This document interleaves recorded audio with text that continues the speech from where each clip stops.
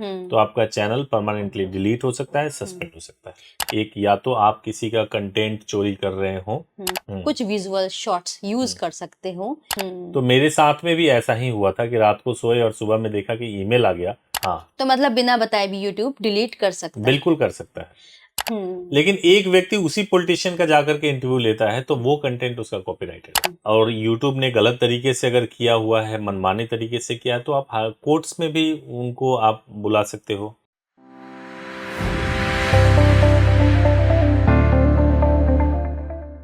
नमस्कार, lead India publishers association में आपका बहुत बहुत स्वागत है। आज YouTube ना सिर्फ बहुत सारे लोगों की रोजी रोटी का साधन है, बल्कि समाचारों के लिए तो एक बहुत बड़ा एसेट है। बहुत सारे लोग, पत्रकार इस पर अपने चैनल बनाकर न्यूज़ चैनल चला रहे हैं। लेकिन कई बार ऐसा होता है कि स्ट्राइक आने के बाद चैनल डिलीट हो जाता है, सस्पेंड हो जाता है, टर्मिनेट हो जाता है। तो ये स्ट्राइक क्यों आता है, ये सब क्यों होता है, इस सब विषय पर बात करने के लिए हमारे साथ सुप्रीम कोर्ट के एडवोकेट श्री सुभाष सिंह सर हैं। नमस्कार सर, आपका नमस्कार। बहुत बहुत नमस्कार स्वागत है। मैडम। थैंक यू सो नमस्कार मच सर फॉर कमिंग। जी। सर, बहुत सारे लोग चैनल्स चला रहे हैं आजकल यूट्यूब के माध्यम से। तो कई बार जब वो सब कुछ स्मूथली चल रहा होता है, लेकिन अचानक से देखते हैं कि चैनल के ऊपर कोई ना कोई ईमेल आया है यूट्यूब की तरफ से। वो स्ट्राइक से जुड़ा होता है, कई बार सस्पेंड का होता है, कई बार टर्मिनेशन का होता है। तो पहले हम स्ट्राइक को समझना चाहते हैं कि स्ट्राइक होता क्या है यूट्यूब पर। देखिए, स्ट्राइक कई चीजों के लिए मिल सकती है। कॉपीराइट स्ट्राइक बोलते हैं। एक, या तो आप किसी का कंटेंट चोरी कर रहे हो, यानी कि किसी के विजुअल्स को, ऑडियो को बिना उसके परमिशन के, कॉपीराइटेड कंटेंट को अगर आपने अपने यूट्यूब चैनल पे यूज कर लिया है, तो उस व्यक्ति को राइट होता है कि वो आपको स्ट्राइक दे सकता है। और अगर उसने स्ट्राइक दे दिया तो आपके पास राइट है कि आप अपील कर सकते हो, और अपील करके अगर लगता है कि गलत स्ट्राइक दिया गया है तो उसको रिमूव करवा सकते हो यूट्यूब के थ्रू। बट अगर आप किसी के कंटेंट को कॉपी करते हैं, या आप किसी के रजिस्टर्ड ट्रेडमार्क लोगो को आप यूज करते हैं, तो भी आपको, जिसका आप ट्रेडमार्क लोगो यूज कर रहे हैं, वो आपको स्ट्राइक दे सकता है। और 3 स्ट्राइक अगर आपके चैनल पे आ गए तो आपका चैनल परमानेंटली डिलीट हो सकता है, सस्पेंड हो सकता है। तो बहुत सारे लोग ऐसा करते हैं। जब हम न्यूज़ की दुनिया में होते हैं तो हमें कंटेंट की आवश्यकता तो पड़ती ही है, तो हम किसी ना किसी से लेते हैं। तो ऐसा क्या करते हैं हम कि किसी का कंटेंट हम कुछ विजुअल शॉट्स यूज कर सकते हो और ऐसा स्ट्राइक भी ना आए उसके देखो, लिए। सबसे पहले जरूरी है कि अगर आप कोई कंटेंट ले रहे हो तो ये ध्यान में रखिए कि आपको उसको प्रॉपर क्रेडिट दें जहां से आपने कंटेंट को लिया है। एक्सक्लूसिव कंटेंट अगर हो तो बात करके ही वो कंटेंट यूज करें, अदरवाइज ना यूज करें। तो इन चीजों को ध्यान में रखेंगे तब ही जाकर के जो है आप स्ट्राइक से बच सकते हैं। अगर आप धड़ल्ले से कॉपी कर रहे हैं और अपने कंटेंट को अपने वीडियो में डाल रहे हैं अपने चैनल पे, तो उससे आपको दिक्कत हो सकती है। कॉपीराइट स्ट्राइक मतलब 3 स्ट्राइक आया और आपका चैनल गया, तो ये ध्यान रखना है। अगर मान लीजिए आया कॉपीराइट स्ट्राइक, अब आ गया, तो अब इसके बाद में अपील किस तरीके से करना होता है? अपील के लिए यूट्यूब पे ही प्लेटफॉर्म होता है, यूट्यूब पे ही ऑप्शन होता है, वहां पर जाकर के आप अपील कर सकते हो। और एक बार जब आप अपील करोगे तो यूट्यूब आपसे हो सकता है कि कुछ डॉक्यूमेंट्स मांगेगा, कुछ डॉक्यूमेंट्स आपसे मांगे उसके सपोर्ट में कि भाई कैसे आपने कॉपीराइट उल्लंघन नहीं किया है। आप डॉक्यूमेंट्स प्रोवाइड करेंगे, फिर ओके है, कोई इशू नहीं हो सकता, अपील का स्ट्राइक हट जाएगा। अपील का जो प्रोसेस है वो कितनी बार किया जा सकता है कि 2 से 3 बार में हो सकता है, डिपेंडिंग है वो, आप मल्टीपल टाइम्स भी कर सकते हैं। एक हमारी व्यूअर है, उनका नाम है काया। उन्होंने अपना एक चैनल चलाया था और उस पर वो रिव्यू करती थी मूवीज का। तो उनका चैनल उनको बिना इन्फॉर्म किए डिलीट कर दिया गया। तो क्या ऐसा भी यूट्यूब क्यों करता नहीं हो है? सकता है? देखो, आप जो विजुअल्स यूज कर रहे हो, अगर आप इम्प्रॉपर यूज कर रहे हो, विदाउट एनी क्रेडिट यूज कर रहे हो, चाहे आप रिव्यू ही क्यों नहीं कर रहे हो, रिव्यू के चक्कर में आप पूरा सीन और पूरा डायलॉग्स दिखाओगे, तो फिर तो स्ट्राइक आएगा ही ना। हाँ, तो मतलब बिना बताए भी यूट्यूब डिलीट कर सकता है? बिल्कुल कर सकता है।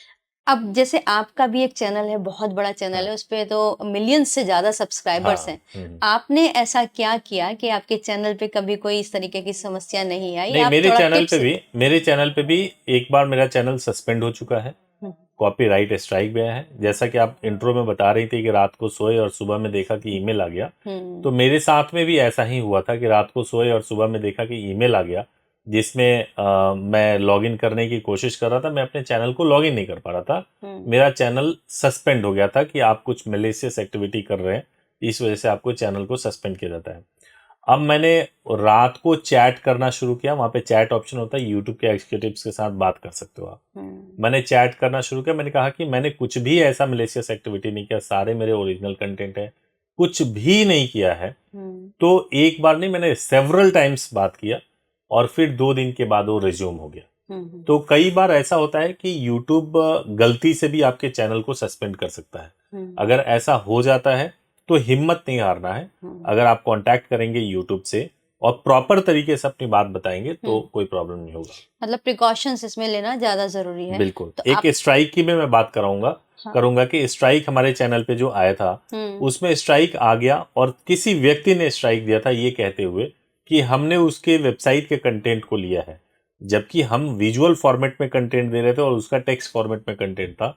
तो यूट्यूब को बताया कि हम विजुअल फॉर्मेट में है और टेक्स्ट कंटेंट है, लॉ की बात है, तो बेयर एक्ट्स तो सब जगह सेम होते हैं, एक्ट सेम होते हैं, तो कोई व्यक्ति इस पे स्ट्राइक कैसे दे सकता है।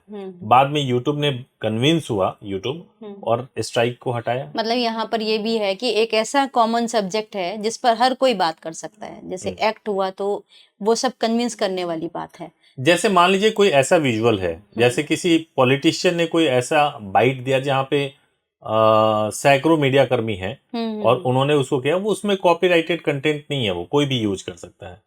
लेकिन एक व्यक्ति उसी पॉलिटिशियन का जाकर के इंटरव्यू लेता है तो वो कंटेंट उसका कॉपीराइटेड हो जाएगा, तो उसको क्रेडिट देना चाहिए अगर ले रहे हैं तो। हाँ जी, हाँ जी। अगर मान लीजिए आपने कन्विंस करने की कोशिश की यूट्यूब को लेकिन नहीं हो रहा, तो इसके साथ में क्या लीगल रेमेडी है कोई यूट्यूबर के पास में, वो क्या बिल्कुल है। अगर यूट्यूब को भी आप नोटिस भेज सकते हो और यूट्यूब ने गलत तरीके से अगर किया हुआ है, मनमाने तरीके से किया है, तो आप कोर्ट्स में भी उनको आप बुला सकते हो, है ना।